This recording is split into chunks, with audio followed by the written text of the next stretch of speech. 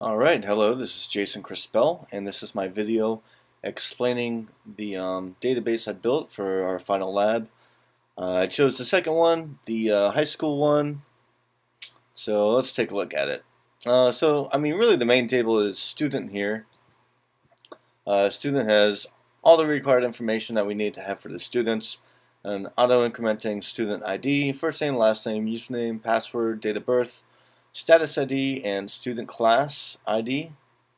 And so any sort of repeating data like status, student classes, I put into other tables, ID tables, just like we did in the example 1607.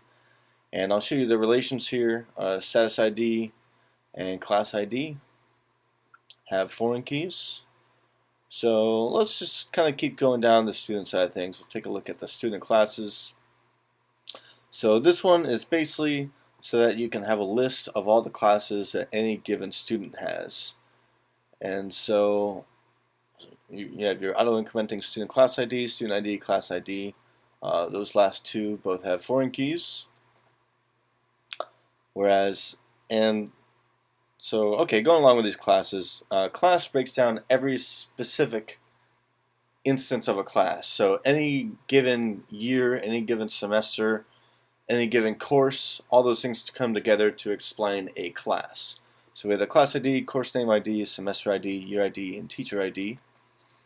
Again, foreign keys for all of the IDs that aren't the primary key. Course, this is basically where you put the name of each type of course, its abbreviation, and of course an ID. No foreign keys on this one. For your grade, I wanted to be able to just see a specific grade for any given class. So the class ID is the primary key, but it's also a foreign key going over to the class table. And of course that's a student ID and a semester ID. Grade change log, this was to take care of anytime we change a grade, you want to have what the previous grade was. So that's where our trigger, or I guess my trigger's here. Trigger here, after updating the grade, basically you copy the previous grade into the grade change log. That's what happens, and I tested it, it does work. So that's the main thing. Semester, real simple, just since that's repeating information, have a quick little ID for first, second, or third semester. Again with the year, same thing with the year basically. And already did student and everything but teacher, real simple, just a teacher ID, first and last name.